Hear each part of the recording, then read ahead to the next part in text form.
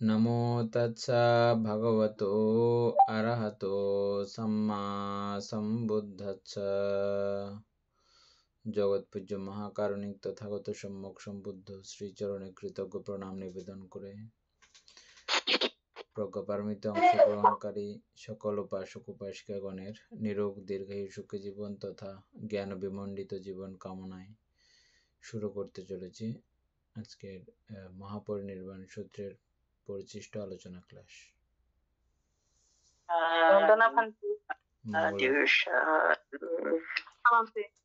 মঙ্গল বন্দনা জানাই। মঙ্গলক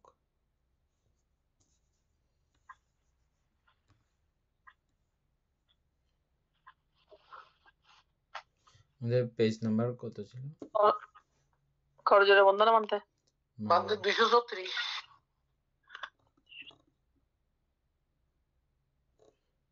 রাজগৃহ নালন্দা। রাজগৃহ পুষে পাবে নালন্দা, বলবো নালন্দা।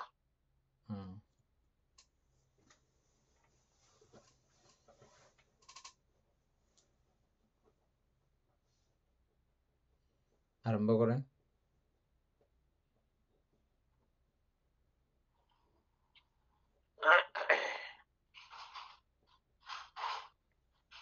নালন্দা। ভগবান এই স্থানে পাবারিক আম্রবনে অবস্থান করত শিষ্যদিগের নিকট ধর্ম উপদেশ প্রদান করিতেন। তথাগতের প্রধান শিষ্য সারিপুত্র এখানকার নালক গ্রামে জন্মগ্রহণ করেন ও পরিনির্বাণ প্রাপ্ত হন। পুরাকালে বৌদ্ধদের এখানে সুবিখ্যাত বিরাট বিশ্ববিদ্যালয় ছিল। ফাহিয়ান ও হুইংসাং এই বিশ্ববিদ্যালয়ের সবিস্তার বর্ণনা করিয়াছেন। বর্তমানে নালন্দা বিশ্ববিদ্যালয়ের ধ্বংসাবশেষ বিশেষ দর্শনযোগ্য।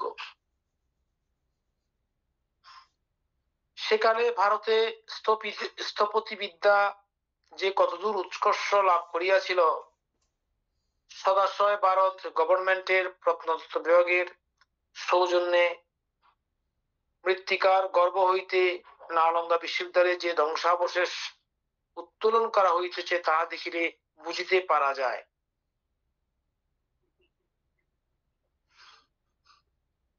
সেকালের শিল্পীগণ কি উপায়ে বিশাল প্রস্তরখণ্ড উত্তোলন করিয়া এই বিরাট হর্মরাজি নির্মাণ করিয়াছিলেন তাহা ভাবিলে বিস্ময়ে স্তম্ভিত হইতে হয়।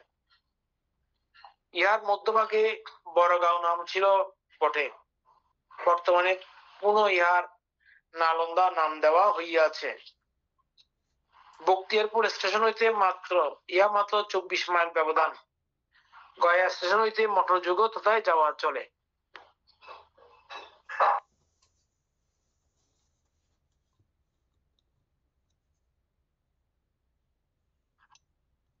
এখানকার আলোচনা কিছু নাই মনে হয় না? না, তো সবাই বুঝছেন তো। আচ্ছা, পাটলিগ্রাম।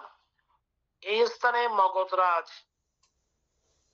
অজাতশত্রু সুনিদ ও বর্ষকা নামক দুই অমাত্য বর্জি বা লিচ্ছবি রাজবংশকে পরাভূত করিতে প্রথম নগর নির্মাণ করেন। মঙ্গলক অজাতশত্রু সুনিদ ও বর্ষকা নামক দুই অমাত্য, মানে সুনিদ এটা কোনটা ছিল যে? বর্ষকা তো ঠিক আছে, ওইটারই এত পাইলাম না মনে হয়। যাওক, ভগবান পাটলি গ্রামের অধিবাসীদের নবনির্মিত আবশ্যকে রাত্রি যাপন করত। তথাকার অধিবাসী দিগের নিকট পঞ্চশীল পালনের উপকারিতা ও পঞ্চশীল লঙ্ঘনের অপকারিতা বর্ণনা করেন। ততপর সুনিদ ও বর্ষকারের আবশ্যতে ভোজন করত মহাভিক্ষু সঙ্গের সহিত জলপূর্ণ গঙ্গা নদী তরী বিনা উত্তীর্ণ হন। জলপূর্ণ গঙ্গা নদী তরী বিনা উত্তীর্ণ হন। ভগবান ভবিষ্যৎবাণী করিয়াছিলেন যে পাটলি গ্রামে পাটলিপুত্র নামে খ্যাতি লাভ করিবে, বাণিজ্য ও সভ্যতা বিষয়ে শ্রেষ্ঠ নগর হইবে, কিন্তু জল অগ্নি ও অন্তর্বিবাদ এই ত্রিবিধ উপদ্রব থাকিবে।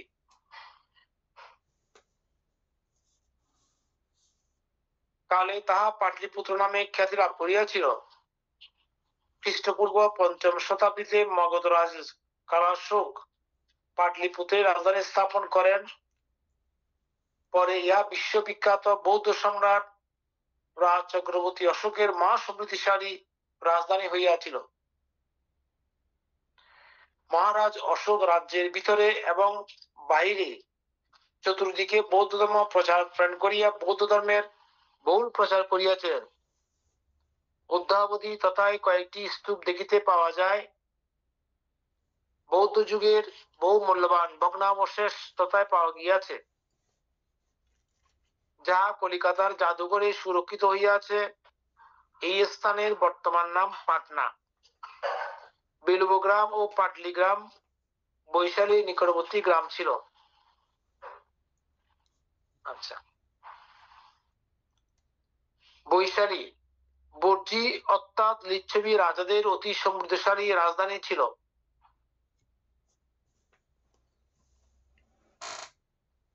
এক সময় তথায় মহামারী, অমনুষ্য ও দুর্ভিক্ষ এই তিন উপদ্রবে সকলে ব্যতিগ্রস্ত হইয়া পড়িয়াছিলেন। তখন সকলে রাজসম্মুখে গিয়া নিবেদন করেন যে মহারাজ, নগরে ত্রিবিধ ভয় উৎপন্ন হইয়াছে। ইতিপূর্বে সপ্ত রাজা রাজত্বে কখনো এইরূপ দুর্ঘটনা ঘটে নাই। আপনার অধার্মিকতায় এরূপ ঘটিয়াছে মনে হয়। ধার্মিক রাজা সকলকে মন্ত্রণা সভা গৃহে সমবেত করাইয়া নিজের অধার্মিকতা নির্দেশ করিতে বলেন। সকলে পূর্বাপর ঘটনা আলোচনা করিয়া দেখিলেন যে রাজার কোনো দোষ নাই। তৎপর কিসে এই সকল উপদ্রবের শান্তি হইবে চিন্তা করিয়া অনেক উপায় অবলম্বন করা হইল, কিন্তু কিছুতেই উপশম হইল না। সর্বশেষে তাহারা সর্বলোক হিতানুকম্পী ভগবান বুদ্ধকে নিমন্ত্রণ করেন। ভগবান বৈশালীবাসীদের প্রতি অনুকম্পা বশত নিমন্ত্রণ গ্রহণ করেন। বৈশালীর লিচ্ছবি রাজা অতি সমারোহে পূজা সৎকার করিতে করিতে ভগবানকে স্বরাজ্যে লইয়া যান। ভগবানের আগমনে প্রচুর বৃষ্টি বর্ষিত হইলে শ্রী প্রবল জলপ্রবাহে পচা সবাদি ভাসাইয়া গঙ্গায় নিক্ষেপ করে। ততপর ভগবান আয়ুষ্মান আনন্দকে বৈশালী চতুর্দিকে রাতানুসুত্তাং পাঠ করিতে আদেশ দেন। আয়ুষ্মান আনন্দের রত্নসূত্র পাঠান্তে বৈশালী ত্রিবিধ ভয় উপশম হইয়া যায়। ততপর উদেন, গৌতমক, সপ্তম্বক, বহু পুত্রক, আনন্দ, চাপাল, মহাবন প্রভৃতি স্থানে চৈত্য নির্মিত হয়। তথাকা আনন্দ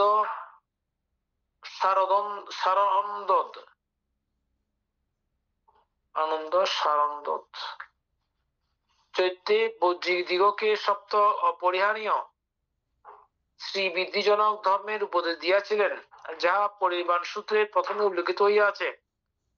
বজ্রীগণ ভগবান বুদ্ধের সেই উপদেশ নিজেদের সমগ্র শক্তি দ্বারা পূজা করত উহাকে প্রাণবান করিয়া তুলিয়া অজেয় এবং সর্ব বিষয়ে চরম উন্নতি লাভ করিয়াছিলেন। পরে কুক্করে মগধ মহামাত্র ব্রাহ্মণ বর্ষাকারের কুটজালে জড়িত হইয়া তাহা হারাইয়া তাহারা নেপাল, তিব্বত, মঙ্গোলিয়া, মাঞ্চুরিয়া, আসাম প্রভৃতি স্থানে গিয়ে আশ্রয় গ্রহণ করেন। ওই সকল দেশে যে সকল অসভ্য লোক বাস করিত তাহারা বজ্রীগণের নিকট বশ্যতা স্বীকার করে। এইরূপে খ্রিস্টপূর্ব ৫ম শতাব্দীতে ভারতীয় লোক নেপাল, তিব্বত, মঙ্গোলিয়া, মাঞ্চুরিয়া প্রভৃতি জনপদে রাজত্ব স্থাপন করিয়াছিলেন। বৈশালী নগরের আম্রপালি গণিকা ও ভগবানের উপদেশে মুক্তির পথ অবলম্বনী হইয়াছিলেন এবং স্বীয় বিরাট আম্রবাগান দান করিয়া দিয়াছিলেন। ইহা পাটলিপুত্রের উত্তরে অবস্থিত। ইহার বর্তমান নাম বেসার। ইহা হাজিপুরের 20 মাইল উত্তরে সংস্থিত কুটিগ্রাম বন্দনা মানতে প্রণাদ রাজার রাজপ্রাসাদ গঙ্গায় পতিত হইলে সেই প্রাসাদের উপর মাটি ভরাট হইবার পর তদুপরি যে সন্নিবিষ্ট গ্রাম উহাই কুটিগ্রাম।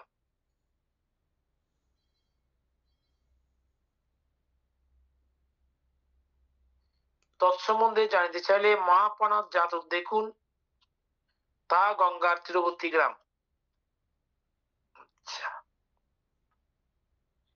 নাতিকা এক তরাগে 2 পার্শ্বে চুল্যতাঁত ও জ্যেষ্ঠতাঁত ভ্রাতার 2 গ্রাম ছিল, সেই 2 গ্রাম এক জ্ঞাতির গ্রাম বলিয়া জ্ঞাতিক স্থানে নাতিক বলা হইয়াছে। শ্রাবস্তি জেতবন, ইহার বর্তমান নাম সায়েট মায়েট।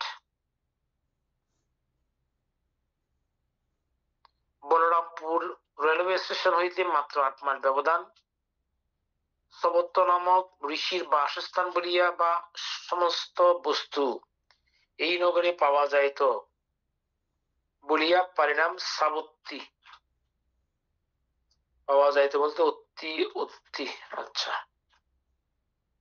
ধনকুবের শ্রী সুদত্ত পরে অনাথপিণ্ডিক নামে খ্যাত জেত নামক রাজকুমারের উদ্যান 54 কোটি সুবর্ণ মুদ্রা দিয়া খরিদ করত তথায় সুরম বিহার নির্মাণ করিয়া ভগবানকে দান করিয়াছিলেন।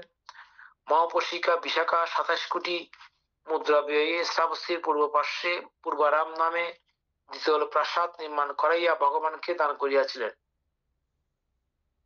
ভগবান জেতবনারামে 49 বর্ষা, পূর্বারামে 6 বর্ষা, মোট 25 বর্ষা শ্রাবস্তিতে যাপন করিয়াছিলেন।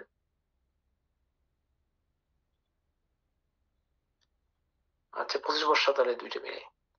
বর্তমানে তথা আনন্দবুদ্ধি হরদগণের বহু স্তূপ, গন্ধকুটির চিহ্ন, প্রতিহার্য চত্বর, নগরের প্রাচীর, কোষরাজা প্রাসাদ প্রভৃতি বিদ্যমান আছে। বাদে প্রতিহার্য চত্বরটা কি জানি ছিল? প্রতিহার্য ওই তো প্রতিহার্য চত্বর। প্রতিহার্য চত্বর তো ঋদ্ধি প্রতিহার্য, ঋদ্ধি প্রতিহার্য। অর্থাৎ প্রতিহার্য চত্বর হচ্ছে যে অলৌকিক বিষয়, অলৌকিকও না ঠিক, চমৎকৃত বিষয় আর কি। 238।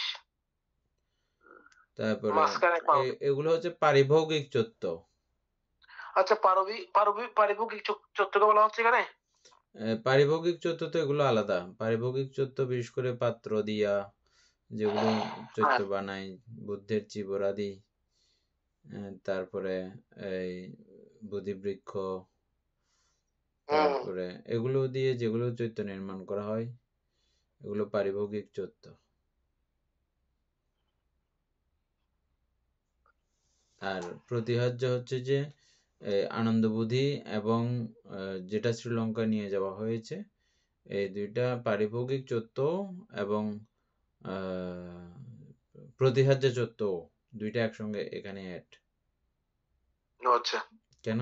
কারণ এই দুটোটা গাছ আনার সঙ্গে সঙ্গে বড় হয়েছিল। বুদ্ধের অধিষ্ঠান ঋদ্ধি ছিল বলতে ওই কারণে। হ্যাঁ, কারণে হয়েছিল। ঋদ্ধিও ঠিক বই বলতেছে না, বুদ্ধ গুণতে যে, এবং ওই যারা আনয়ন করেছেন ওই এলাকার মানুষের সকলের শ্রদ্ধা ভালোবাসা এবং দেবগণেরও এখানে বিশেষ একটা ব্যাপার সন্নিবেশন রয়েছে, সবকিছু মিলেমিশে। অনেক বই অনেক রকম করে বলতেছে। তারপরে কোন বইয়ে বলতেছে যে না, এখানে কোনো এভাবে ঋদ্ধি প্রদর্শনের বুদ্ধের করেন নাই, এটা অটোমেটিক সকলের গুণতে যে শ্রদ্ধা সবকিছু মিলিয়ে হয়। এর সেখানে এই জাতীয় আরো অনেক কিছু লেখা হয়েছে। ঋদ্ধি ছাড়াও এরকম ঋদ্ধির মতো বহু ঘটনা ঘটতে পারে। মানে মানুষের এই চেতনা শক্তি, চিত্ত শক্তি এমন তোর শক্তিশালী, এটা বহু চেতনার শক্তি যখন এক জায়গায় হয় বহু কিছু হতে পারে। বলতে ঋদ্ধিটা তো চেতনা শক্তি। ঋদ্ধিটাও চেতনা শক্তি। হুম। তারপরে যেমন আমরা পুণ্য ঋদ্ধির কথা পড়ছি না অনেক, হ্যাঁ। কিছু কিছু মানুষের পুণ্য ঋদ্ধির কথা।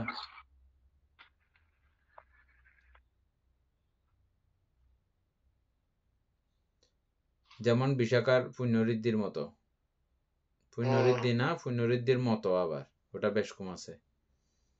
আচ্ছা। বিশাখারটা সরাসরি কোনো রকম ইয়ে ছিল না। বিশাখার বাবার, বিশাখার মার, বিশাখার দাদু, এই তিনজনের পুণ্য ঋদ্ধি সরাসরি। বিশাখার ছিল যেটা মা বাবার, বিশাখার মার ছিল, বিশাখার বাবার ছিল, বিশাখার আমাদের কি দাদুর নাম ছিল। ছিল ওদের ভুলে গেছি নাম, বিশাখার মনে পড়ে। দাদু, বাবার দাদুর নাম হচ্ছে যে মেন্ডক শ্রেষ্ঠী। ইয়েস, মেন্ডক সৃষ্টি। আচ্ছা, মেন্ডক সৃষ্টি, দলজ সৃষ্টি। এবং তারপরে মার নাম আরেকটা হচ্ছে যে নাম তো ভুলে গেছি। মেন্ডক সৃষ্টি, দলজ সৃষ্টি। তারপরে হচ্ছে তখন তো ওই চারজন ছিল, তার জন্য এই যে চাকরানি ছিল, অন্যরা ছিল তো শ্বশুর বাড়ির মনে হয় চাকরানিটার। ঠিক আছে বলতে, হ্যাঁ মনে পড়ছে।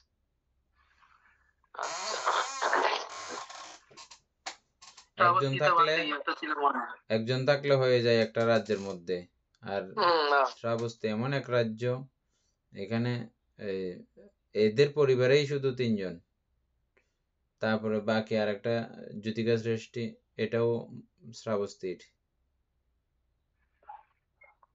হ্যাঁ না, শ্রাবস্তীর না তো বোধহয়।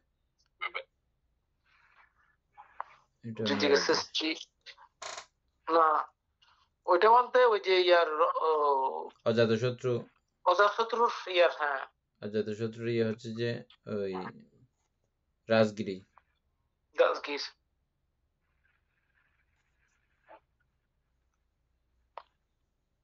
শ্রাবস্তী তো বানতে অঙ্গুলিমালের গুহা ছিল না নাকি? অঙ্গুলিমালের গুহা শ্রাবস্তিত না? রাজগিরি, রাজগির না। আচ্ছা কি জানে, যাই হোক। তারপরে এটা বিশাখাপত্তনমের পাশে আর কি। আচ্ছা বাবা, এই স্থানের ধনকুবের সৃষ্টি স্বর্ণকার বংশীয় চুন্দ ভগবানের প্রথম দর্শনে শ্রোতাপন্ন হইয়া স্বীয় আম্র কারণে বিহার নির্মাণ করত ভগবানকে দান করিয়াছিলেন। কি হয় এইটা তো বলতে জানা ছিল না। চুন্দক সৃষ্টি যিনি মানে বুদ্ধকে শেষের পূর্ণিমার আগে যেটা আহ্বান করেছিলেন, উনি তো চুন্দক সৃষ্টি বলতে নাকি? হ্যাঁ, অবশ্যই চুন্দক নাম আরো কয়েকটা পেয়েছি। আচ্ছা, তারপরে এগুলো সম্পর্কে আবার বিভিন্ন লেখকগণের বিবিধ উক্তি আছে। বলা হচ্ছে যে ওরকম কোনো নাম পাওয়া যায় না, আর নামের বিভ্রাট লেগে গেছে। অমুক আচার্য এরকম বলছে, অমুক আচার্য এরকম বলছে, কিন্তু ঘটনাটা সত্যি, কিন্তু নামের সরাসরি কোনো রকমের ইয়া পাওয়া যায়নি। তো এই কারণে একই নাম বারবারও আসতে পারে, এটার জন্য মানে কেউ কিছু মনে করবেন না। এটাও মানে বিবিধ গ্রন্থের মধ্যে এরকমও লেখা আছে। গল্পটা ঠিক আছে, কাহিনীটা ঠিক আছে, কিন্তু নামের বিভ্রাট হতে পারে।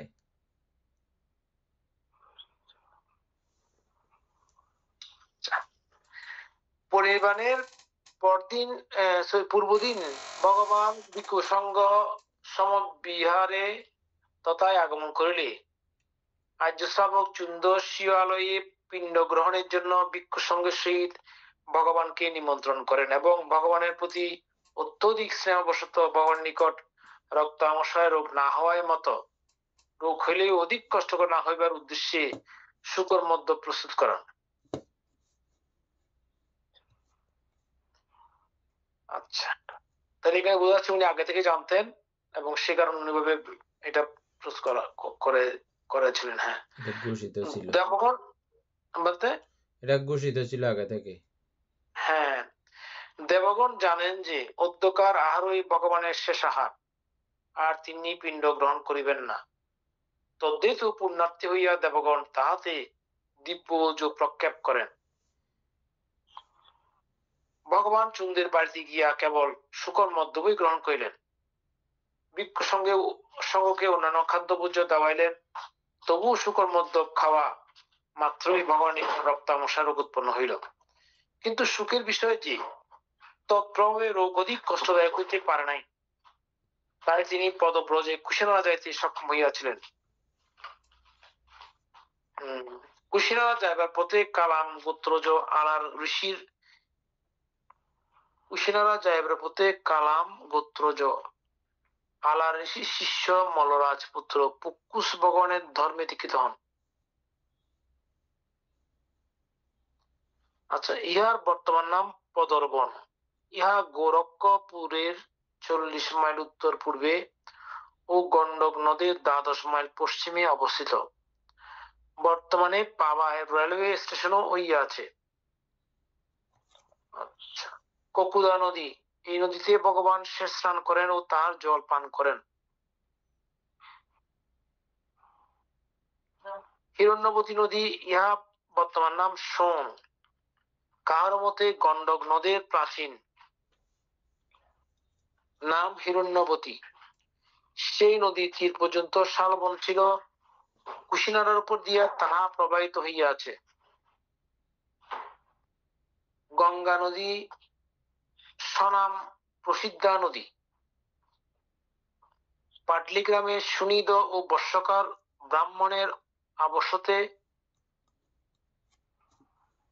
ভিক্ষু সঙ্গ সহ ভগবান ভোজন করিয়া বহির্গত হইলে সুনিদ বর্ষাকার ভগবানের পশ্চাৎ পশ্চাৎ যাইতেছিলেন। তাহাদের অভিপ্রায় ভগবান যে দ্বার দিয়া বহির্গত হইবেন তার নাম গৌতম দ্বার, এবং যে স্থান দিয়া গঙ্গা নদী পার হইবেন তার নাম গৌতম তীর্থ নামকরণ করিবেন। তখন গঙ্গা বন্যার জলে পরিপূর্ণ ছিল, তীরে বসিয়া কাকও জল পান করিতে পারিত। তীরে বসিয়া কাকেও জল পান করিতে পারিত। ভগবান দেখিলেন পরপারে গমন উদ্দেশ্যে লোকে নৌকা দিয়ে অন্বেষণ করিতেছে। তদর্শনে ভগবান ভিক্ষু সঙ্গ সহ বৃদ্ধি প্রভাবে মুহূর্তের মধ্যে পরপারে স্থিত হইলেন। তখন ভগবান সেই স্থানে যে প্রীতিগাথা উচ্চারণ করিয়াছিলেন তাহা প্রথম অধ্যায়ের শেষ ভাগে দর্শন করুন। প্রথম অধ্যায়ের শেষ ভাগে, এটা কোনটা? আমরা পড়ছিলাম তো গাথাটা, পড়ছিলাম মনে হয়। আচ্ছা, মানে যারা ভব নদী তো পার হয়ে গেছে, এই সাধারণ নদীগুলো তাদের কোনো কিছু ব্যাপারে আসে না, এগুলো পার হওয়া কিছু কোনো ব্যাপার না। ও আচ্ছা, ওইটা ভব নদীও পার হয়ে গেছে। তার মনে হয় পুনর্জন্ম বন্ধ হয়ে গেছে। যারা এগুলো পার হয়ে গেছেন তাদের এই সমস্ত নদীগুলো কোনো কিছু না। আচ্ছা আচ্ছা, ঠিক আছে, হ্যাঁ ঠিক আছে। তথাগতের জন্মস্থান লুম্বিনী উদ্যান। ভগবান যে স্থানে জন্মগ্রহণ করেন বৌদ্ধ সম্রাট অশোক তথা একটি স্তম্ভ নির্মাণ করিয়াছিলেন। তিনি যেভাবে ভূমিষ্ঠ হইয়াছিলেন সেভাবে পাষাণে মহামায়া দেবী ও সিদ্ধার্থের এবং মহাব্রহ্মা ও অন্যান্য পরিজন বর্গের মূর্তি অঙ্কিত আছে। স্থানীয় লোকেরা রুমিনী দেবী নামে উহার পরিচয় দিয়ে থাকেন। তথায় কয়েকটি স্তূপ ও বহু প্রাসাদের ভগ্নাবশেষ বিদ্যমান আছে। তথা হইতে হিমালয়ের মোহন দৃশ্য দৃষ্টিগোচর হয়। উহা নেপাল রাজ্যের 6 মাইল ভিতরে BNNW রেলওয়ের নাওটানুয়া ও নাওগড় স্টেশন হইতে যথাক্রমে 8 ও 18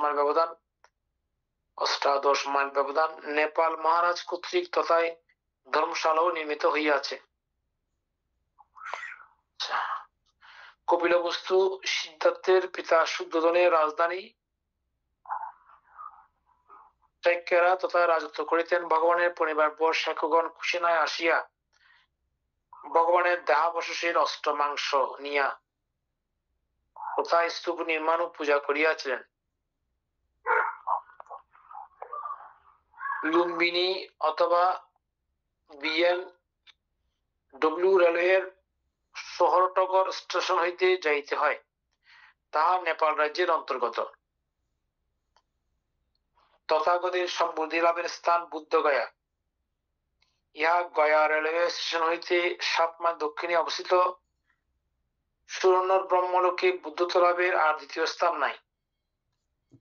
সুরনর মানে মনুষ্যলোক তথা ব্রহ্মলোক পর্যন্ত, আচ্ছা, এই টোটাল জায়গাতে আর কোনো জায়গা নাই যেখানে বুদ্ধ উৎপন্ন হন। তাই সুরনর, সুরনর, আচ্ছা, সুরনর ঠিক আছে। ব্রহ্মলোক। সুরনর ব্রহ্মলোকে, হ্যাঁ, হ্যাঁ, এই শব্দটা আজকে শুধু শুনলাম, মধ্যে মানে সুন্দর শব্দ। অসুর, সুর বলতে ওই অসুর সহ এখানে গোনা হয়েছে আর কি, অসুর লোক, নরলোক, ও দেবলোক। আচ্ছা, উম, আচ্ছা, চ্যাট ঠিক আছে। জিপিটি কে জিজ্ঞেস করলেও সুন্দর করে বলে দেবে তো। হুম, আচ্ছা, ইহা অপরিবর্তনীয়। এই স্থানে বুদ্ধত্ব লাভ হয় বলিয়া ইহা বুদ্ধগয় নামে বিখ্যাত। মহাবোধি তরু ও বুদ্ধিপালঙ্ক প্রভৃতি সপ্ত সপ্তাহ ধ্যান স্থান, সুউচ্চ কারুকার্য, খচিত অতুল শিল্প, সুসময়মণ্ডিত বুদ্ধগয়া মন্দির দর্শকগণের মন প্রাণ আকর্ষণ করিয়া আসিতেছে। কথিত আছে, যখন এই পৃথিবী ধ্বংস হইতে থাকে, পৃথিবীর সমস্ত অংশ ধ্বংস হওয়ার পর সর্বশেষে বুদ্ধি পালঙ্ক স্থান ধ্বংস হয়। আচ্ছা, এবং পৃথিবী হ্যাঁ বলেন। পৃথিবী সৃষ্টি আরম্ভ হইলে সর্বপ্রথম বুদ্ধি পালঙ্ক স্থান সৃষ্টি হয়।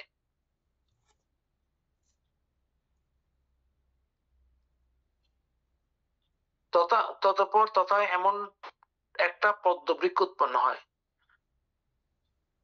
পৃথিবীর সৃষ্টি আরম্ভ হইলে সর্বপ্রথম বুদ্ধি পালঙ্ক স্থান সৃষ্টি হয়, ততপর তথা একটা পদ্ম বৃক্ষ উৎপন্ন হয়।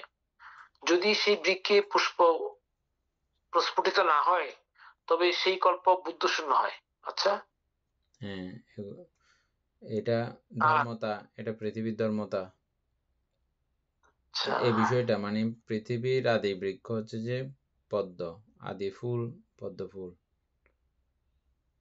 এই জন্য পদ্ম ফুলকে আমাদের বৌদ্ধ ধর্মীয় ভাবে খুব গুরুত্ব দেওয়া হয়। তাহলে এটার ইতিহাস এই জায়গায় মানতে না, এবং সব জায়গায় পদ্ম ফুল হাতে দেখি। হ্যাঁ, বুদ্ধ সিদ্ধার্থ জন্মগ্রহণ করার সময়ও পদ্ম ফুল, হ্যাঁ, পদ্ম ফুল ফুটছিল, এবং আমাদের বুদ্ধ আসনগুলোতেও পদ্ম ফুলের ইয়ে করা হয়। এবং কঠিন জীবনের দেশনা করছে যে ওখানেও পদ্ম ফুলের মধ্যে বসে।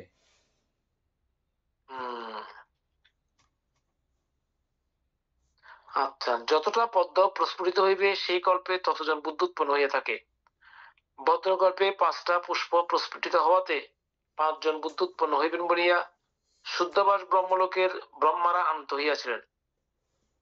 আচ্ছা, তার মানে ওরা মুক্তি হয়ে যাবেন, আনন্দিত হয়েছে, মুক্ত হবে, হবেও নাইও কোনো ঠিক ঠিকানা না, শুদ্ধ ব্রহ্মগত বলতে ওরা সবাই হবে। গয়ার বুদ্ধিপালঙ্ক চক্রবালের মধ্যভাগে অবস্থিত। ইহা নিরঞ্জনা নদীর তীরবর্তী মহাবালুকা রাশির উপর অবস্থিত।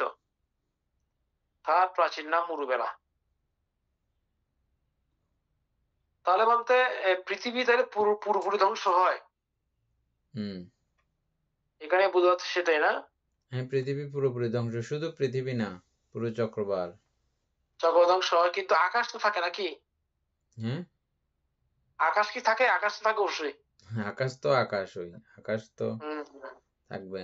আমরা একবার একটা কথা বলতে গিয়ে বলছিলাম না, নিত্য মধ্যে 2টা বিষয় নিত্য আছে, আকাশ নিত্য এবং নির্বাণ নিত্য।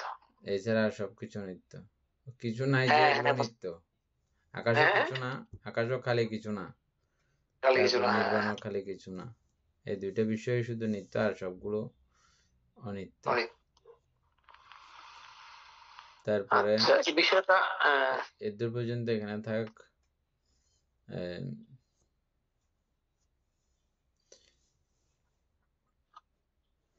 জন্ম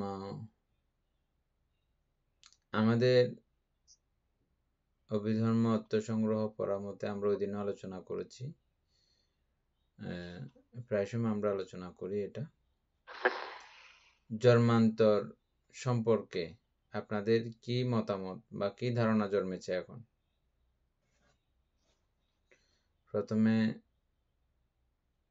কেউ বলতে চাইলে বলতে পারেন আপনাদের মতামত, এবং পরে জয়দত্তবাবু বলবেন, তারপর সুকুমারবাবু বলবেন।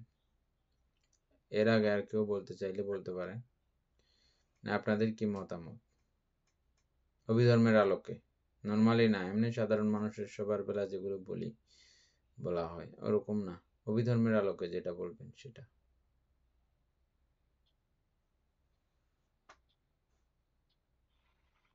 বলবেন কেউ?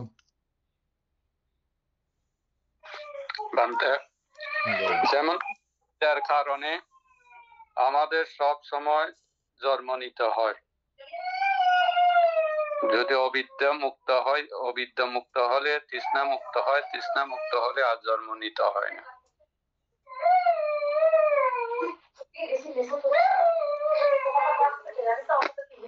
তার মানে আপনার আগে জন্ম হয়েছিল?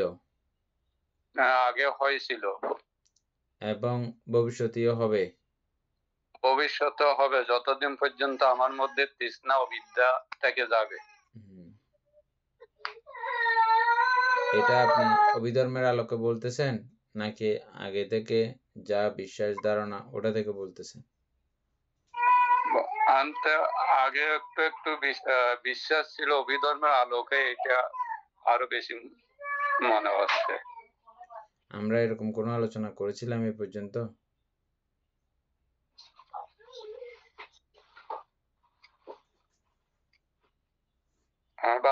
করেছিলাম তো আমরা। ঠিক আছে, আর কেউ বলতে চাচ্ছেন? আরো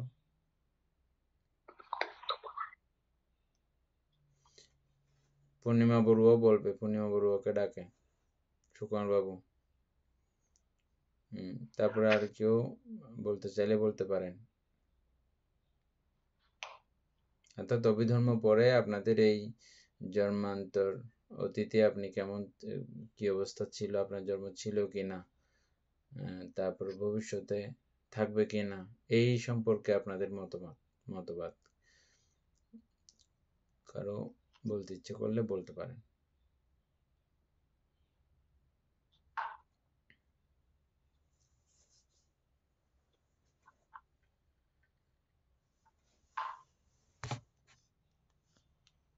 রনি বড়ুয়া বলবেন না? রিঙ্কু বড়ুয়া বলবেন না?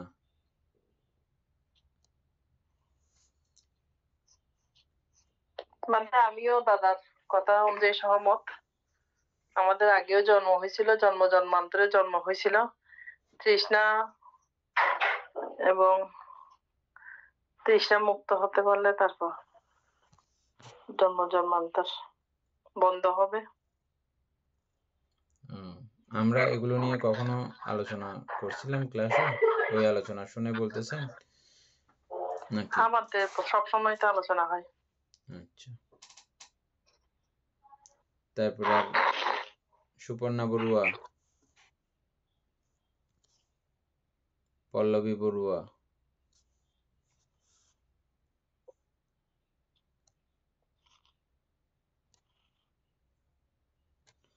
সুপ্রিয় বাবুর এটা মোটামুটি কমপ্লিট আছে এই বিষয়টা?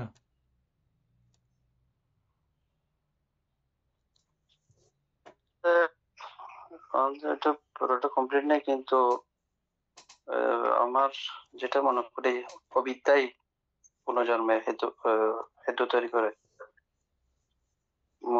মূল কারণ হচ্ছে অবিদ্যা। অবিদ্যার কারণে তৃষ্ণা উৎপন্ন হয়, তৃষ্ণা উৎপন্ন হলে পুনর্জন্মের সৃষ্টি হয়। আচ্ছা, ঠিক আছে। এই উপাসক বলেন, জয়িত্রবাবু বলেন।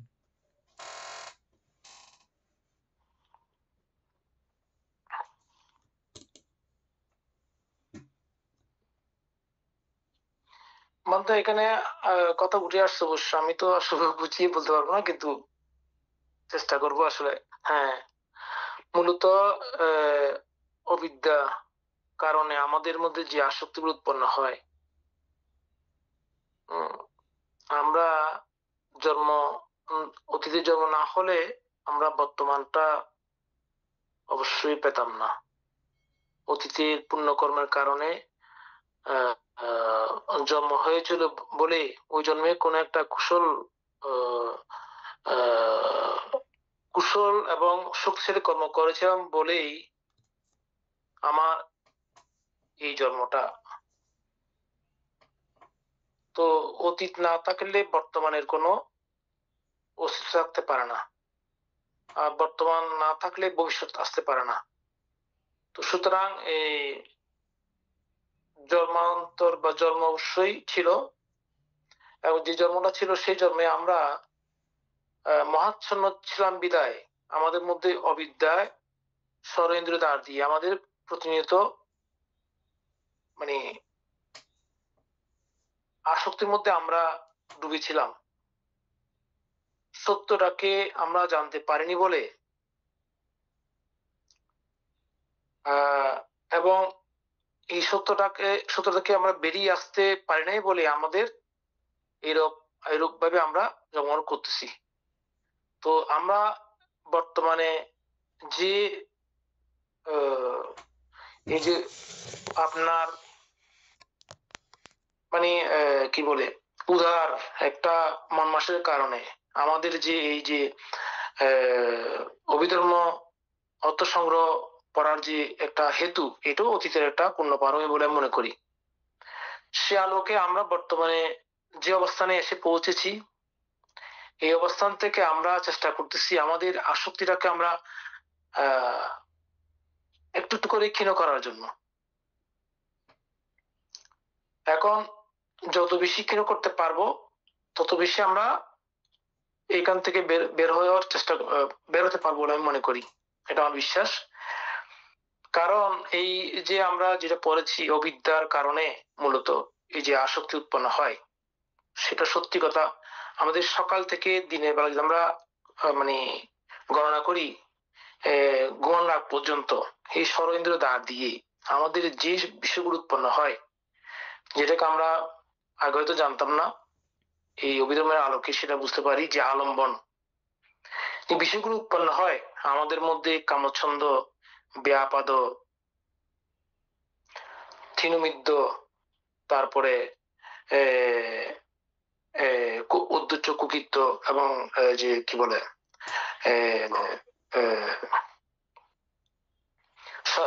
বিচিকিৎসা। এই পাঁচটা বিষয়ের মধ্যে আমরা আবদ্ধ থাকি বলে আমরা মূল সত্যটা আমরা জানতে পারি না। তাহলে এই কামছন্দ কি আমরা আমাদের মধ্যে এই যে যা কিছু কামলোকের প্রতি নয়, আমাদের পরিবারের মধ্যে আমরা যা কিছু উৎপন্ন করি, যে তৃষ্ণাত্ম আমরা থাকি, হয়তো এটা আমরা ওই পাঁচটা নিবারণের কারণ এগুলোকে আমরা বুঝতে পারি না। কিন্তু আমরা দীর্ঘদিন ধরে এই প্রচেষ্টা করার কারণে হয়তো আমি কেন জানি মনে হয় আমি একটু একটু করে এটা থেকে বেরোয়ার চেষ্টা করতেছি। তো এক কথায় বলতে হলে এই যে পুনর্জন্ম অবশ্যই আছে, এই জন্মান্তরবাদ অবশ্যই আছে। এ না হলে আমাদের বর্তমান অবস্থা যদি এই জন্মান্তরবাদ নাই থাকতো, তাহলে আমাদের মধ্যে পাপ পুণ্যর হেতু আমরা বুঝতে পারতাম না। হ্যাঁ, যা খাওয়া দাওয়া ফুর্তি করে এরকম হতো, এরকম তো হওয়ার কথা নয়। আর জন্মান্তরবাদ না থাকলে মানুষের এরকম অবস্থা কেন? কেউ 100 বছর বাঁচে, কেউ কেউ 10 বছর মারা যায়, কেউ সন্তান ভূমিষ্ঠ সংসার মারা যায়। হ্যাঁ, কেউ অল্প আয়ু দীর্ঘায়ু, এগুলো হওয়ার কথা নয়। তাহলে এগুলা টোটাল একটা একটা প্রবাহমান অবস্থা ধারার মধ্যে এগুলো উৎপন্ন হচ্ছে। এই প্রবাহমান ধারাটা যদি বন্ধ হবে, সেদিনে আমরা প্রকৃত অবস্থার মধ্যে পৌঁছাতে পারবো। মানে আমি অনেক কিছু বলে দিয়েছি, যায় না, চেষ্টা করছি আমি আমার যেটুকু ছিল ওইভাবে বলার চেষ্টা করছি। আর এখান থেকে যদি আমরা অভিধর্ম আলোকে ভাঙতে যাই, সেগুলো আসলে সবাই বুঝতে পারবে এই ভাঙনটা। কারণ এটা হচ্ছে আমাদের প্রতি মুহূর্তে প্রতি সেকেন্ডে আমাদের যে কলাপগুলা উৎপত্তি বিলয় হচ্ছে, উৎপন্ন ধ্বংস হচ্ছে, এটাও এক ধরনের ওইরকম উৎপন্ন হওয়া ধ্বংস হওয়া। তো বলতে আর ইয়ে নাই, তো নাম রূপ সম্পর্কে যদি বলা যেতে পারে, কিন্তু কথা হলো মূল কথা হচ্ছে এটা জন্মান্তবাদ সম্পর্কে বলা হয়েছে। আমি সেখানে একটু বলছি বলতে অত খুশি বলতে পারিনি। আর আর কেউ বলবেন? রিঙ্কু বড়ুয়া আছে না নাই? কিছু বলতেছে না যে? সুপর্ণা বড়ুয়া আসি ভান্তে। বলেন। ভান্তে দাদা তো যা বলতেছে তাই, অবিদ্যার কারণে হচ্ছে যে তৃষ্ণার কারণে হচ্ছে জন্ম। প্রশ্নটা বুঝছেন? হ্যাঁ ভান্তে। প্রশ্ন কি? হ্যাঁ, জন্মান্তর, আমাদের জন্মান্তর মানে কি জন্মান্তর আর কি ভান্তে। জন্মান্তর আছে না নাই? হ্যাঁ, আছে নাকি নাই? আছে ভান্তে। অতীতে জন্ম আছিল না নো আছিল, ভবিষ্যতে জন্ম হইব না নইব? প্রশ্ন হ্যাঁ ভান্তে। হ্যাঁ, এটার উত্তর আপনি জয়দত্ত বাবুর সঙ্গে সহমত পোষণ করতেছেন। হ্যাঁ ভান্তে। সুপর্ণা বড়ুয়া ভান্তে বন্দনা জানাই।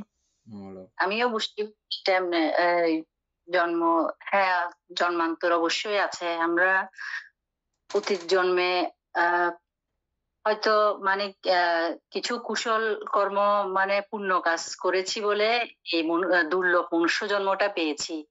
এবং আমাদের পঞ্চাঙ্গ মানে আছে, যে কোনো একটা যদি কোনো কিছুর অভাব থাকতো, যদি আমাদের একটা হাত না থাকতো, পা না থাকতো, মানে কোনো কিছু একটার অভাব থাকতো, তাইলে আমরা এরকম এটা ধর্ম করতে পারতাম না।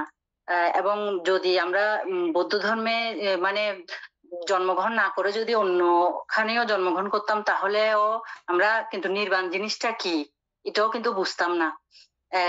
জন্মান্তর এটা আগেও ছিল, এবং যদি যতদিন আমরা নির্বাণ আমরা লাভ না করব, কিন্তু আমাদেরকে আবার পুনর কিন্তু অবিদ্যার কারণে, মানে আমাদেরকে অবিদ্যার কারণে তৃষ্ণা, এবং আমাদেরকে বারবার জন্মগ্রহণ করতে হবে। এবং আমাদের যতদিন আমরা নির্বাণ লাভ না করব, কিন্তু ততদিন কিন্তু আমাদেরকে আবার আমাদেরকে আবার জন্মগ্রহণ করতে হবে ভান্তে। এটাই বুঝছি আমি। ঠিক আছে, আর কেউ বলতে চাচ্ছেন? বলবেন আর কেউ? পূর্ণিমা বড়ুয়া বলেন আগে, তারপর সুকুমার বাবু।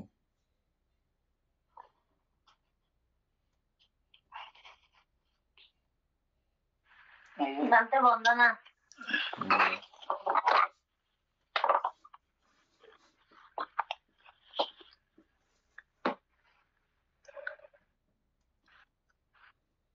আমি তো প্রশ্ন শুনি নাই মানতে, এখন আসছি কি বলতাম। জন্মান্তর কি আছে নাকি নাই? আচ্ছা, জন্মান্তর লাইনে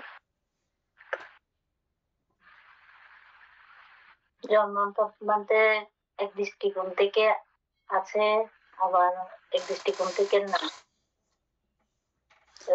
এক দৃষ্টিকোণ থেকে আছে, আরেক দৃষ্টিকোণ থেকে নাই। হ্যাঁ, কোন দৃষ্টিকোণ থেকে আছে, কোন দৃষ্টিকোণ থেকে নাই? যতদিন পর্যন্ত আমরা নির্বাণ লাভ না করব, ততদিন তো অবশ্যই জন্মান্তর থাকবে। আবার নির্বাণ হলে তখন তো আর থাকবে না, সেই দৃষ্টিকোণ থেকে নাই। আর আছে কোন দৃষ্টিকোণ থেকে সেটা দেন সুকুমার বাবু বলেন, শেষ পূর্ণিমা বড়ুয়া।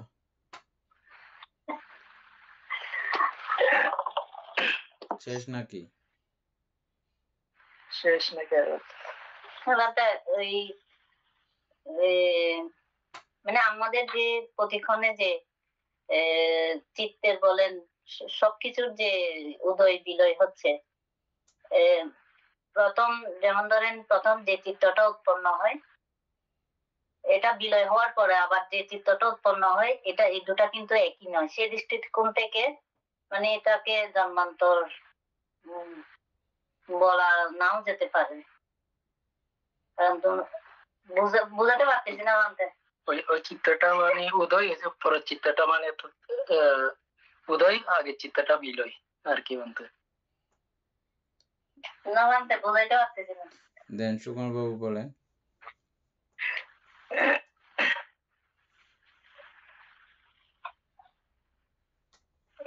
বানতে এই যে আমাদের পূর্ণিমার ওখান থেকে অর্থাৎ শুরু করি, দাদারা তো অনেক কিছু অনেকে বলছে আর কি। তাইলে হ্যাঁ মানে এক দৃষ্টিকোণ থেকে আছে, আরেক দৃষ্টিকোণ থেকে নাই। তো এই নাইটা সেটা মানে অর্থাৎ পূর্ণিমা অর্থাৎ বলছে আমি কোনটা মানে আছে সেটা একটু উদয় মানে মিলে আমাদের যে চিত্ত কোষ মানে এই যে সব সময় মানে সেকেন্ডের মধ্যে কত মানে তোদের যে চিত্ত মানে উদয় বিলয় হচ্ছে আর কি। তাহলে আমাদের এই আগের চিত্তটা কিছুক্ষণ আগে 1 সেকেন্ড আগে চিত্তটা কি পরবর্তী ক্ষণের চিত্তটা কি একই না? তখন আগের চিত্তটা মানে এই পরের চিত্তটা একই না হলে তাইলে ওইটা মানে কিভাবে বুঝাইতাম, ওই দৃষ্টিকোণ থেকে ওইটা মানে নাই আর কি বানতে। আগেরটা মানে ছিল কোনটাই ঠিক করে বলা যাবে না। আছে মানে আছে বলতে পারবো না, আবার নাই দিক দিয়ে বলতে পারবো না। আবার ওই দিক দিয়ে দাদা যেগুলো বলছে ওই দিক দিয়ে যতক্ষণ পর্যন্ত আমরা নির্বাণ লাভ করতে না পারি, আসব কয় জ্ঞান অথবা উৎপন্ন না হয়, ততক্ষণ পর্যন্ত অথবা জন্মান্তর বানতে আছে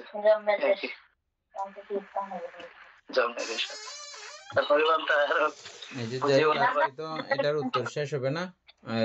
এটা বুঝতে হলে আমি বলতে বলতে আমাকে পাল্টা প্রশ্ন করতে হবে, না হলে এটা বুঝবেন না। এটা বলতে বলতে এটা আবার কোনো জায়গায় আপনি লেখাও সরাসরি পাবেন না। আমরা পুরো অভিধর্ম পড়ছি ঠিক আছে, কিন্তু কোথাও এটা সুস্পষ্টভাবে লেখা থাকবে না। এটা পড়তে পড়তে পড়তে পড়তে এই উপলব্ধি জন্মে, ঠিক আছে। উত্তরটা হচ্ছে যে বুদ্ধ কখনো সরাসরি জন্মান্তর আছে এ কথা বলতে সরাসরি বুদ্ধকে আপনি পাবেন না। জন্মান্তর নাই এ কথা বলতে বুদ্ধকে কখনো দেখা যাবে না, বুঝা গেছে। জন্মান্তর আছে এ কথাতে বুদ্ধ কখনো হ্যাঁ বলবেন না, জন্মান্তর নাই এ কথাতে বুদ্ধ কখনো হ্যাঁ বলবেন না বা না বলবেন না।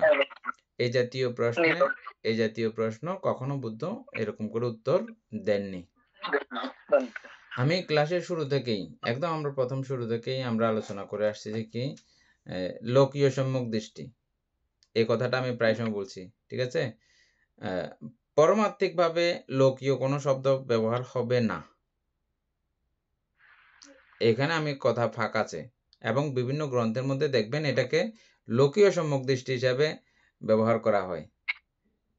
জন্ম এবং জন্মান্তর কর্ম এবং কর্মান্তর কর্মফলের যে বিষয়টা, বুঝছেন, এটা আমরা শুরুটা এটা দিয়ে করি, এই জন্য এটাকে লোকীয় সম্মুখ দৃষ্টি বলেই আখ্যায়িত করা হয়েছে। তবে এতদিন এগুলো বলার সময় আসেনি,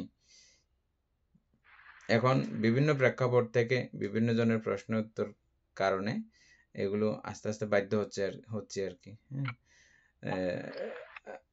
যারা যারা এগুলোর বিভিন্নভাবে উত্তর দিচ্ছেন ওরাও ঠিক এই পর্যন্ত মানে না গিয়ে বলতেছেন, এটার চরমতায় না গিয়ে মানে চরম পর্যায়ে বুদ্ধের মতবাদটা কি ছিল এটা না বুঝেই নানা ধরনের উত্তর উক্তি এটা করতেছেন।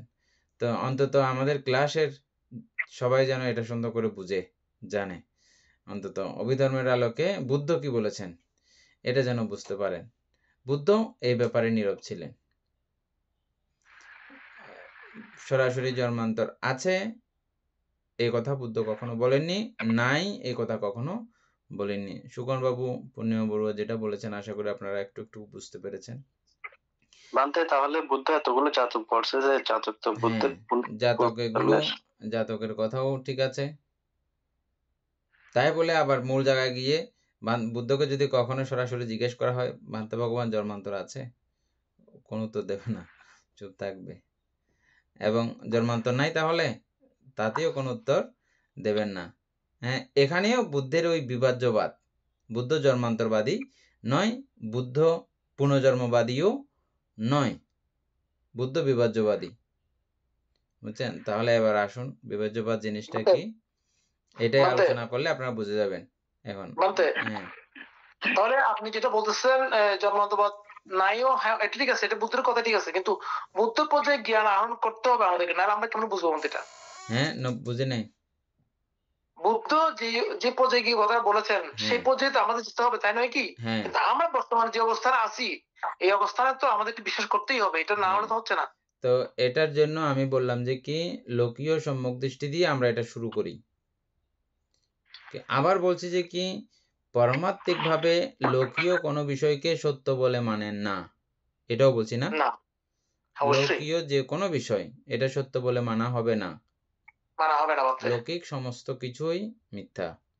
সেই জন্য তো মার্গটা বুদ্ধ দেখিয়েছেন, চারি মার্গ। তারপরে কিন্তু শুরু করার সময় যে কেউ যদি এটা শুরু করতে চায় তখন এই রাস্তা দিয়েই তাকে ঢুকতে হবে। কোন রাস্তা? সম্যক দৃষ্টি প্রথমে উৎপন্ন করতে হবে লৌকিকভাবে। লৌকিকভাবে সম্যক দৃষ্টি উৎপন্ন করার উপায় কর্ম এবং কর্মফলের প্রতি বিশ্বাস এবং পুনর্জন্ম, অতীত জন্ম এগুলো বিশ্বাস করে ও প্রবেশ করবে। এটা স্বাভাবিক একটা ওয়ে। কিন্তু বুদ্ধের মূল কথা কিন্তু যদি যান, বুদ্ধের মতবাদে যদি যান, বুদ্ধ বিভাজ্যবাদ, বুদ্ধ জন্মান্তরবাদী। যদি কেউ যদি বলে যে কি বুদ্ধ আপনি কি জন্মান্তরবাদী, বুদ্ধ বলছে না। আপনি কি অতীতে জন্ম আছে বলে বিশ্বাস করেন? বুদ্ধ বলবে যে আমি এরকম সরাসরি হ্যাঁ না কোনোটাই উত্তর তিনি এক্ষেত্রে দেবেন না। কেন দেবেন না? কেন দেবেন না? এখন কথা হচ্ছে কেন দেন না বা কেন দেননি বুদ্ধ সারা জীবনও এই কথার কোনো উত্তর দেননি। তার মানে কি বুদ্ধ এগুলো জানেন না? এগুলো মিলিন্দ প্রশ্ন পড়লেও কিছুটা আপনাদের আইডিয়া হয়ে যাবে। এবং মিলিন্দ প্রশ্ন তো অনেক দূরের ব্যাপার, কিন্তু আমাদের অভিধর্ম অর্থ সংগ্রহ পড়লেও এরকম একটা পরিষ্কার জ্ঞান হয়ে যাওয়া দরকার। তো এটা হয়নি, এটা আপনাদের কোনো দোষ নাই, আমি সেভাবে আলোচনা করতে পারিনি, তো এই জন্য না বাট আপনি আগে অনেকবার বলছেন কিন্তু আমাদের ব্রেনে নাই এটা। আচ্ছা ভুলে গেছি বলতে। আগে বলছিলেন, অনেকবার বলছিলেন। যাই হোক আমরা শুনছি কিন্তু ওই আমাদের ব্রেনে ওইটাই গতানুগতিকটাই চলে আসছে। আজকে পুরোপুরি কমপ্লিট হবে না, আমি একটু করে তারপর দিচ্ছি। কালকে আপনারা আবার এই বিষয় নিয়ে আবার প্রশ্ন করবেন। এটা পরিষ্কার হওয়া আপনাদের অন্তত দরকার। অভিধর্ম যারা চর্চা করেন তাদের অন্তত বুদ্ধের এই মতবাদটা, এই বিভাজ্যবাদ, এই পর্যায়ের বিভাজ্যবাদ, জন্মান্তর পর্যায়ের বিভাজ্যবাদটা অন্তত জানা দরকার, বুঝছেন? এখন যেহেতু এটা নিয়ে বেশি হুলস্থুল হয়েছে চারিদিকে, সেজন্য এটা একটু অন্তত আপনাদের জানা দরকার। যাই হোক, উত্তরটা হচ্ছে যে এরকম, আমরা চিত্ত দেখেছি না? চিত্তের সর্বকনিষ্ঠতম পরিস্থিতিগুলো পর্যন্ত আমরা দেখে আসছি তো যেহেতু বাবা, আমরা চিত্তের সর্বকনিষ্ঠতম অবস্থাগুলো এবং কত দ্রুত বলেন তো, আপনি কি বলতেন যে এক মুহূর্তের মধ্যে কতবার চিত্ত? 1 লক্ষ কোটি বার। এটা নির্দিষ্ট করে তাও এটা মাপ বলা যায় না, এমনি একটা আইডিয়া করে বলা যায় যে শুধু, ঠিক আছে? একটা আলম্বনকে চেনার জন্য আমরা মনে করি যে একটা এই বোতলটা দেখতে গিয়ে আমি একবার বোতল চিত্ত উৎপন্ন হয়েছে আমার, কিন্তু এই বোতলটাকে চেনা পর্যন্ত আমার চিত্ত লক্ষাধিকবার ভ্রমণ করে ওই বোতল পর্যন্ত পৌঁছে। এত দ্রুত এগুলো ঘটনাগুলো ঘটে গেছে। তার মানে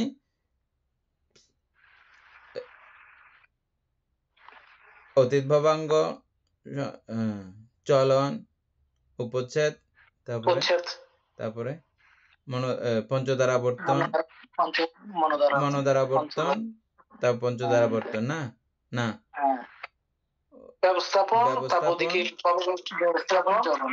জবন, তদালম্বন, এই চক্রের মধ্যে এই চক্রটা প্রায় আপনার লক্ষাধিকবার, বোতলটাকে চিনতেও আমার এখানে লক্ষাধিকবার চিত্ত উৎপন্ন হয়ে গেছে। আরো ডেঞ্জারাস বিষয় হচ্ছে যে কি এই বোতলকে কেন্দ্র করতে গিয়ে, দেখতে গিয়ে, বোতল চিত্ত উৎপন্ন করতে গিয়ে আমার যতবার যবনের মধ্যে দিয়ে এটা চলন করেছে, যবনের মধ্যে যতবার ঢুকেছে ততবারই চিত্ত নবীভূত হয়েছে, বুঝছেন? ততবারই। তার মানে একটা বোতলকে কেন্দ্র করতে গিয়ে এখানে লক্ষাধিক চিত্ত উৎপন্ন হয়েছে। এই লক্ষাধিক চিত্তের মধ্যে লক্ষাধিক ভবও তৈরি হয়ে যেতে পারে এক ক্ষণের মধ্যে।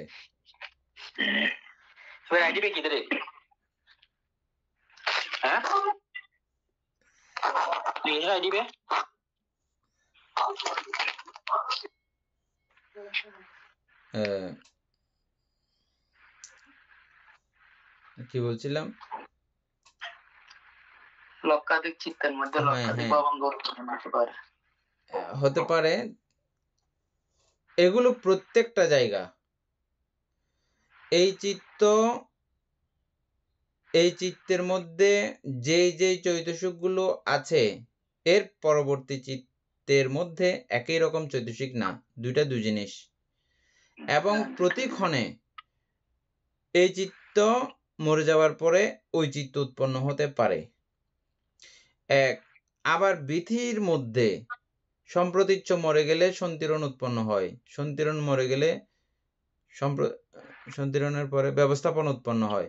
প্রত্যেকটা জায়গা মরে এটা মরে গেলে ওটা উৎপন্ন হওয়ার সুযোগ হয়, এটা মরে গেলে ওটা উৎপন্ন হওয়ার সুযোগ হয়। হ্যাঁ,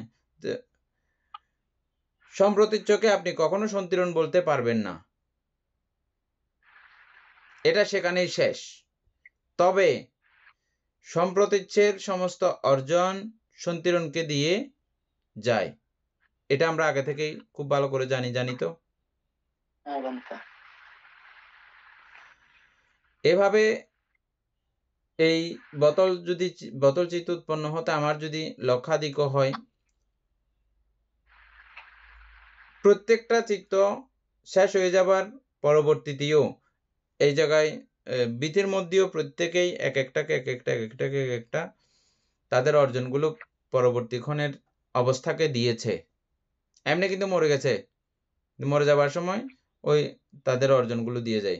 আমাদের যেরকম বাবারা মরার সময় ছেলেকে যেরকম তার অর্জনগুলো দিয়ে যায়, ঠিক এরকম একটা ব্যাপার আছে, এমনি অর্জনগুলো এরকম দিয়ে যায়। এবং পরবর্তী অন্য আরেকটা যে চিত্ত উৎপন্ন হয় যে কোনো বিষয় নিয়ে, ওটাতে সরাসরি এটার সঙ্গে কোনো সম্পর্ক থাকে না, আবার থাকবে না সরাসরি এটাও বলা যায় না।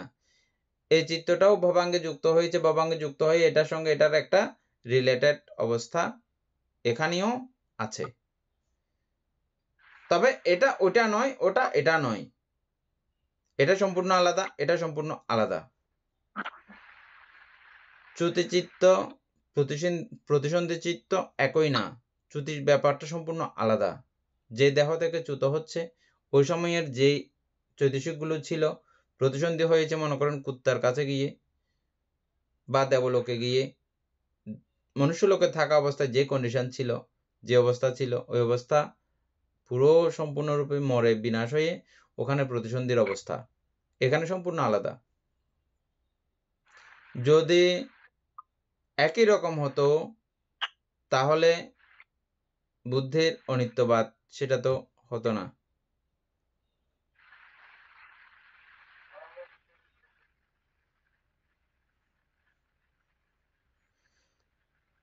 এগুলো প্রশ্ন করতে হবে আরো, নাহলে আমি বলতে পারতেছি না। আর মানে আটকাইতে হবে আমাকে এখানে, তাহলে আরো যেতে পারবো না, হলে এখান থেকে আটকে যাবে।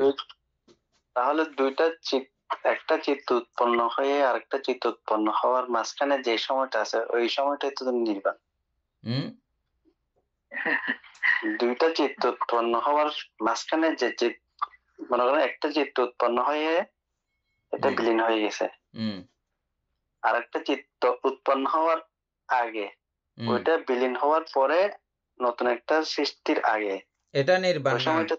এটাকে নির্বাণ বলা হয় না বা নির্বাণ বলে না। আমি পূর্বেই বলছি যে কি এটা মরে যাচ্ছে ঠিক আছে, কিন্তু এটার অর্জনগুলো এই সম্প্রতিচ্ছকে দিয়ে যায়, সন্তিরণকে দিয়ে যায়, ব্যবস্থাপনকে দিয়ে যায়, প্রত্যেককে মরে এদের অর্জনগুলো দিয়ে যায়। আবার দিয়ে গেছে তাই বলে এটাও একটা চিরন্তন ব্যাপার ঠিক এমনটাও বলা যায় না, বলা চলে না। ওর হাতে যেমনটা ছিল, ওর হাতে 10 থাকলে এখানে সম্প্রতিচ্ছের জায়গায় গিয়েছে মাত্র 12 হয়ে গেছে, বা আরো ইয়ে হয়ে গেছে, অন্যরকম আকার ধারণ করেছে, সেই দৃষ্টিকোণ থেকেও এটা এট এ টাইম একই রকম না, সেখানেও পরিবর্তন। বানতে হুম। তাহলে এখানে আপনার কোন বিষয়টাকে আপনি জন্মান্তরবাদ নয় বলতেছেন? এখানে আপনি যেটা বলতেছেন, যেগুলো বলে গেছেন, এখানে তো সবকিছু প্রবাহমানের মধ্যে ছিল।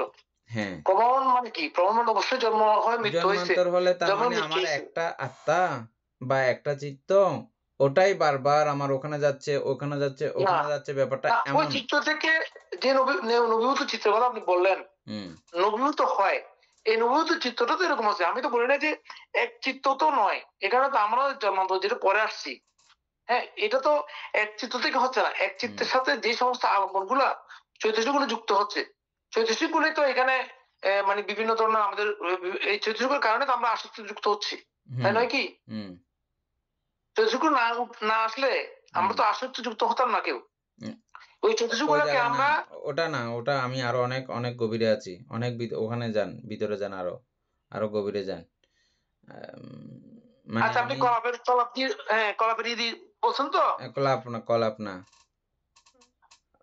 কলাপ হচ্ছে যে রূপের বেলায়, এটা রূপের অধ্যায় না, আপনার নামের ব্যাপার। হ্যাঁ, নামের অধ্যায়। হ্যাঁ, নামের ব্যাপার এটা। হ্যাঁ, নামের মধ্যে আমরা জেনেছিলাম কি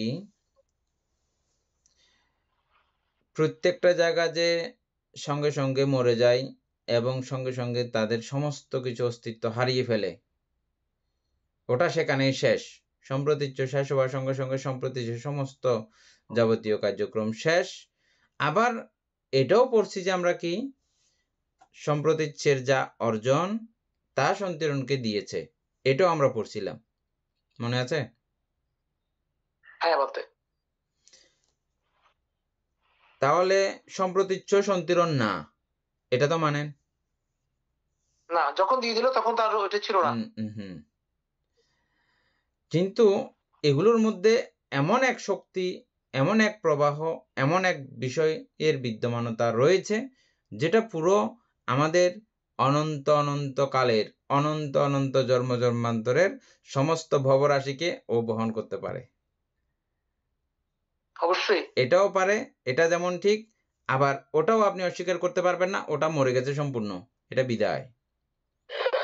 এটা আবার তৈরি হওয়ার জন্য, আবার পুনরায় যে আপনি সম্প্রতীচ্য সন্তিরণ বা নতুন চিত্ত যে উৎপন্ন করবেন, সেই উৎপন্ন হওয়ার জন্য আবার নতুন রূপে আপনার আলম্বন লাগবে। আলম্বনটা কি?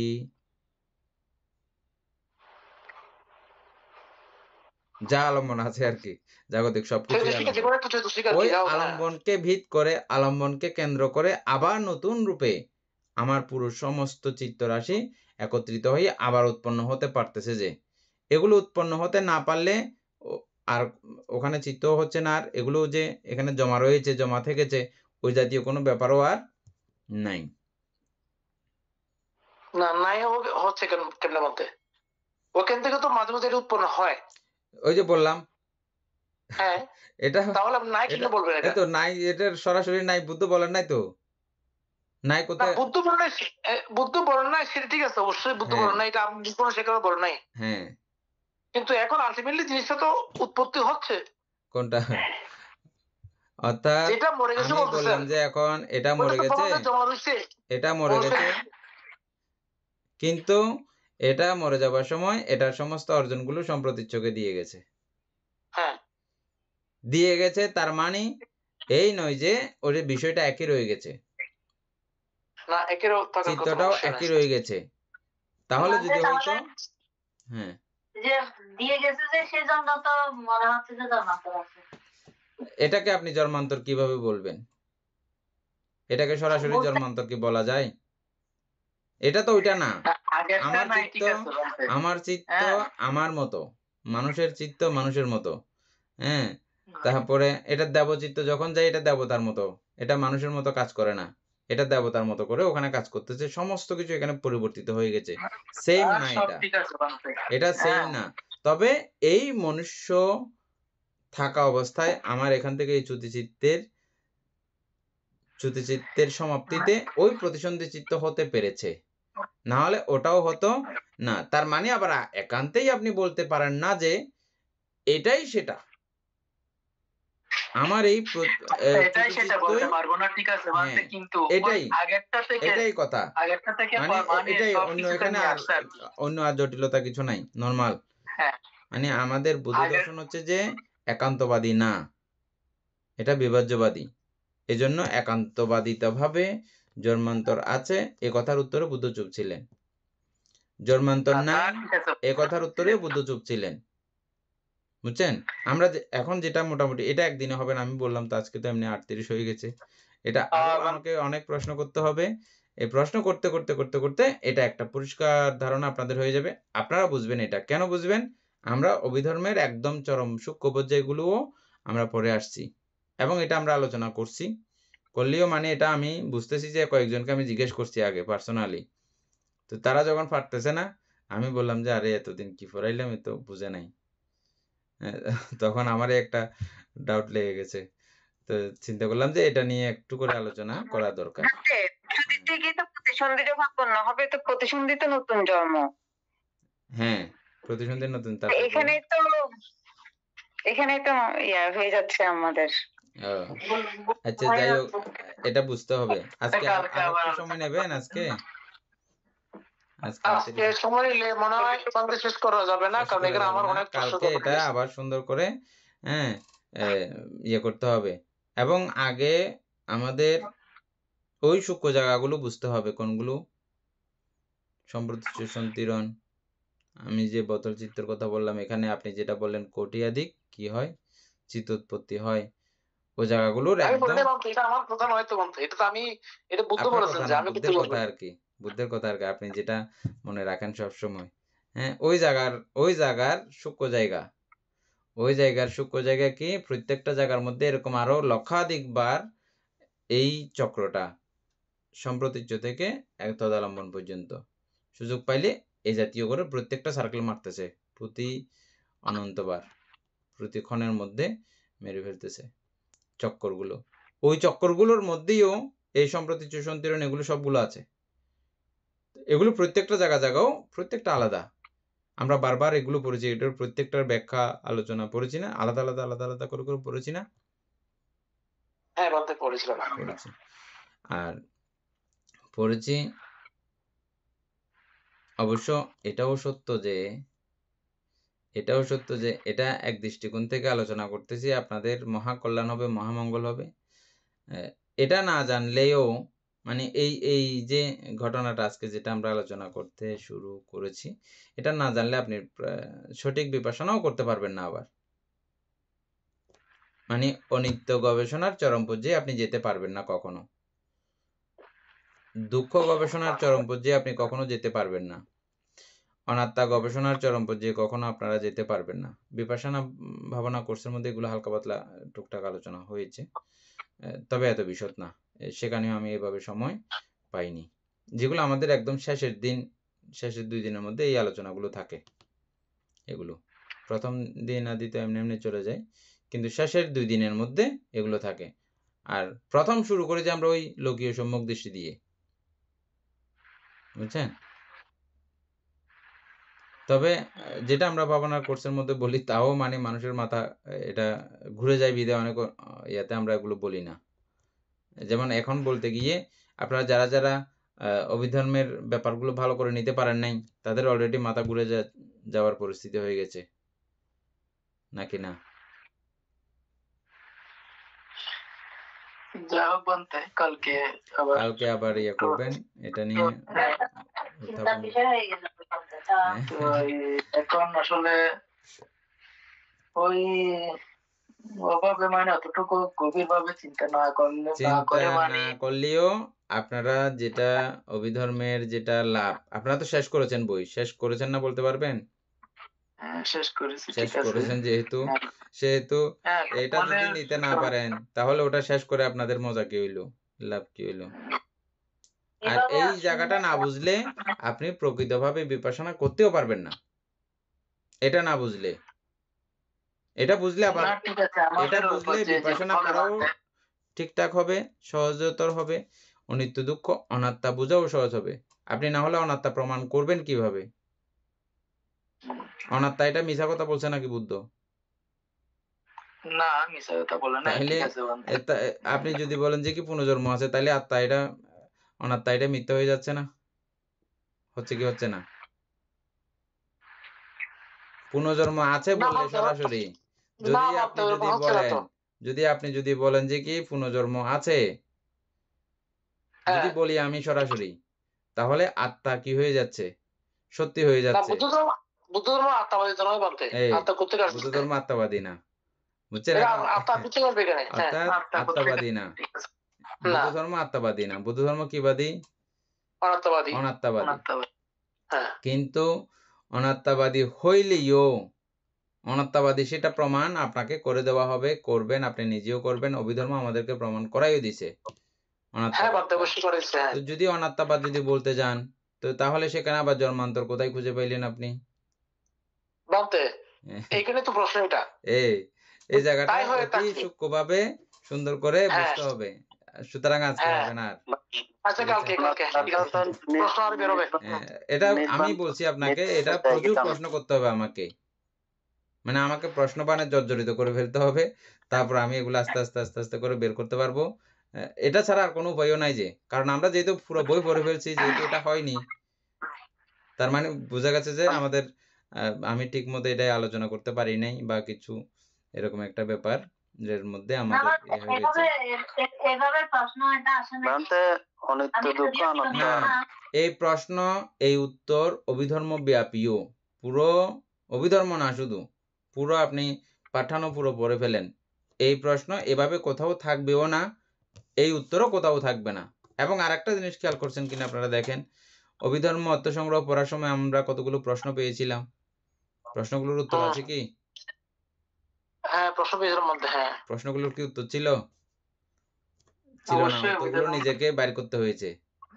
নিজেকে বের করতে, কিন্তু ওই যে ওখানে ওখানে হ্যাঁ, ভিতরে ছিল আর কি, ওখানে ভিতরে থেকে বের ওখানে করতে হবে। ভিতরে ছিল, ওগুলো আপনাকে বের করতে হবে, আপনাকে পরে পরে বের করতে হবে। ঠিক এই জায়গাটাও সেম, এই প্রশ্নটাও সেম, এটা এখানে আছে, আমাদেরকে বের করতে হবে। অর্থাৎ এটা তো নির্বাণ পদগামী আচ্ছা ঠিক আছে বলতে কালকে এখন 11:10 বেজে গেছে, হ্যাঁ, সকালে অনেক কাজ আছে, কালকে আমরা এই বিষয়ে আলোচনা করবো আবার। ঠিক আছে।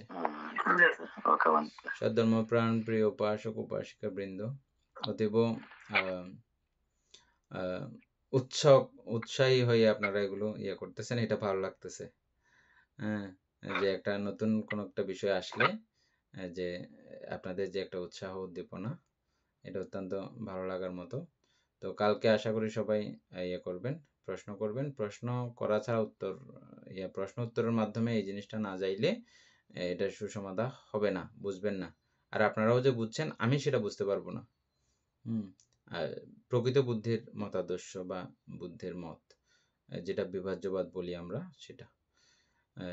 যাই হোক, এই অতি গুরুত্বপূর্ণ বিষয়, অনাত্মা দুঃখ, অনিত্য দুঃখ, অনাত্মা বোঝার এটা চরম পর্যায়। এটা সকলের সঙ্গে আলোচনাও করা যায় না, সকলের সঙ্গে আলোচনা করাও বিপদ, না বুঝলে এটা বিপদ, বুঝছেন? তো সেই জন্য আপনারা অত্যন্ত ভাগ্যবান যে আমরা এই আলোচনা করার একটা মোক্ষম পর্যায়ে আমরা যে গেছি, করতে পারতেছি, এটা কম কথা নয়, অসাধারণ একটা কথা। তাই আপনাদের সকলকেও ধন্যবাদ এবং কৃতজ্ঞতা জানাচ্ছি, এবং আমাদের সমস্ত পুণ্যরাশি অনন্ত চক্রবাসী সত্যগণকে দান করছি, গুরুভান্তি দেবকে দান করছি, মাতা পিতাগণকে দান করছি, এবং এই পুণ্যের কাছে আমরা প্রত্যেকে প্রার্থনা করব নির্বাণ লাভ অবধি অসৎ ব্যক্তি, মূর্খ ব্যক্তি, পাপ মিত্রের সংসর্গ লাভ না করে সদা সর্বদা জ্ঞানদর্শী কল্যাণ মিত্রের সান্নিধ্যে সংসর্গ লাভ করতে সক্ষম হই, এইরূপ সাধু কামনা পোষণ করে আজকের মতো ক্লাস এখানে সমাপ্ত করছি। সাধু সাধু।